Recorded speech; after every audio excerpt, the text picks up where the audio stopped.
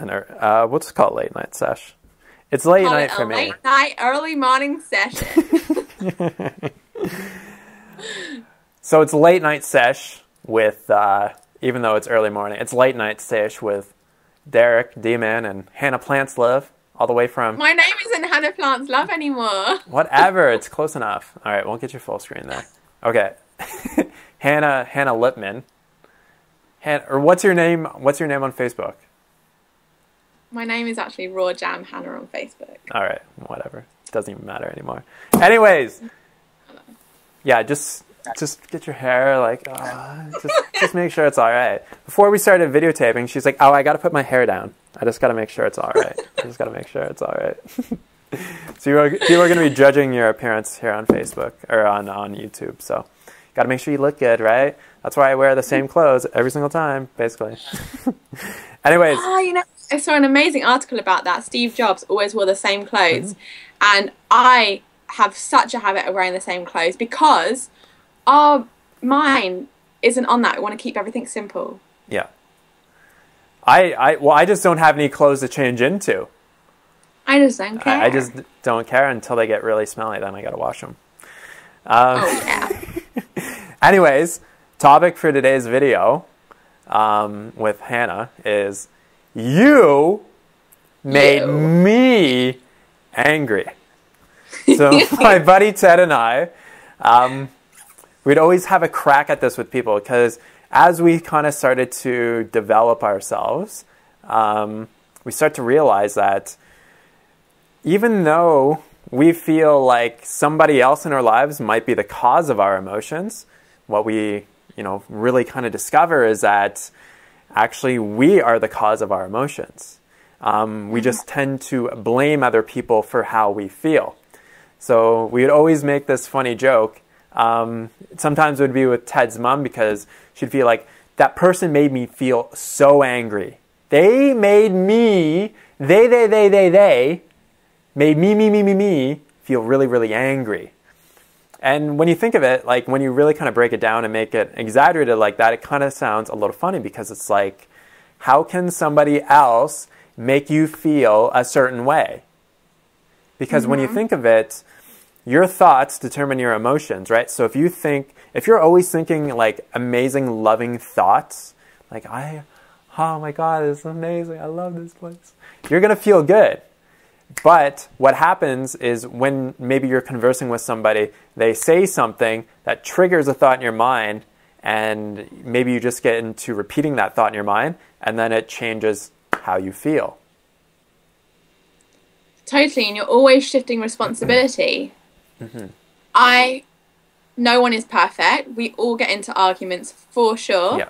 But I've noticed that over a period of time, as you become more self-aware and more self, you're very happy to assess yourself.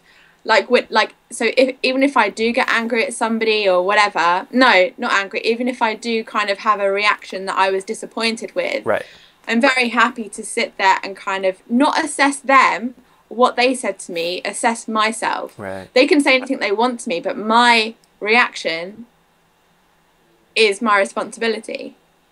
Absolutely. The reaction that you give is always your responsibility.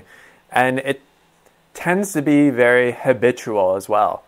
So I know that, like, say I'm talking with somebody, like maybe my parents or something like that, and they say something to me, I have an habitual response. So it's something that I've done since I was a child, and it becomes habit over time. And then I blame them for how I'm feeling, even though it's a habitual response that I created on my own. And I blame them, I shift the responsibility on them. Which, when you think of it, is really disempowering because you never feel like you're in control. You always feel like somebody else is in control. This person made me feel like this. They did this to me. They did this to me. It's like really actually, like, as blunt as it sounds, you did it to yourself.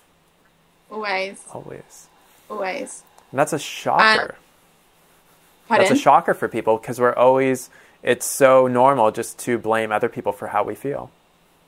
It is. We all have this victim mentality, you know, whether it be an illness that happens to us or, you know, something that kind of just rubs us up the wrong way, or we get angry. We're always quick to say, you're totally right. We're always quick to say, it was you. When no, but you could just prove it to yourself. You can literally try and master your thoughts and master, you know, preempt a situation where you're going to feel that anger again and just change it. Just, you know, if you just don't react, silence is power, right? Right. If you just accept that it takes two to tango, if you're having an argument with somebody, if you just accept that it always takes two, then you can be ready to assess yourself, but that doesn't happen overnight for sure. It's a daily practice of being responsible for everything that you say and do and feel and think. I think that's the biggest thing. It's like, even like saying it's a daily practice, it's a moment by moment practice. Because I find this is something that I'm so like interested in right now, is choosing one thought.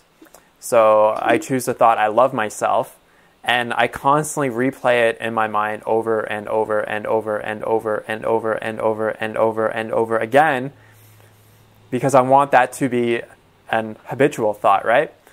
And it's very, very difficult because our mind loves to go down different little rabbit holes, and it goes down this rabbit hole, and then maybe you start to have an argument with somebody in your head about this or that, or blah, blah, blah, blah, blah, blah, blah, blah, blah, blah.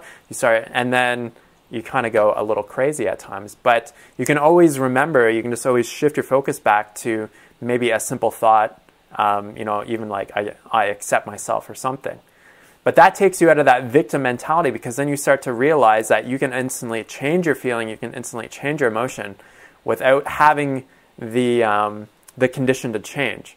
So that's one thing that I talked about in one of my recent videos, 2 simple ways to get out of a funker. I think that was the title. Is think of how you would be feeling if the condition was different. And then you realize that the condition doesn't have to change for you to feel different.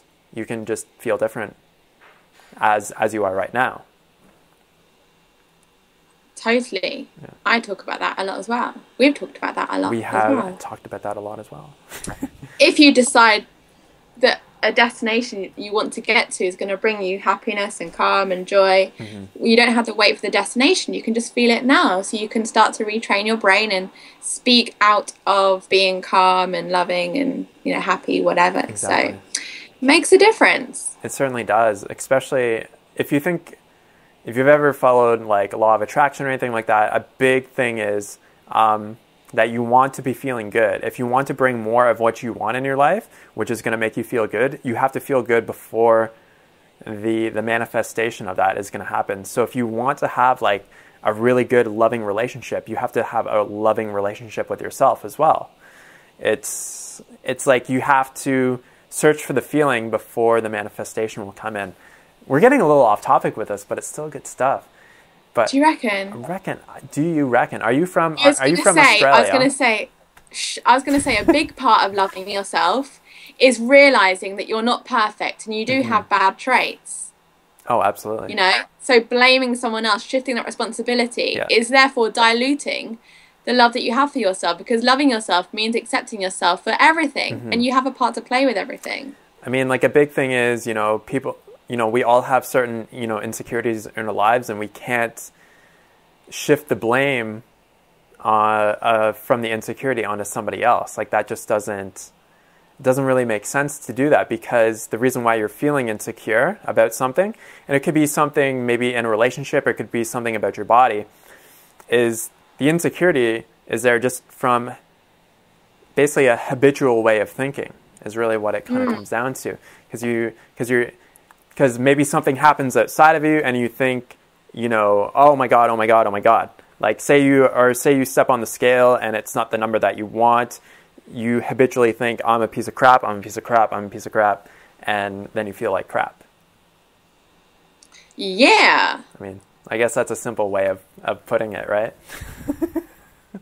Sure. Oh, come on. Come on. Anything else you want to add? Anything else? I don't know. Is there anything else that you want to add? Yeah, be responsible for yourself. And thing is, the more you're responsible, the more you can develop, the more you can actually develop yourself. It's all about developing ourselves. It's only about that.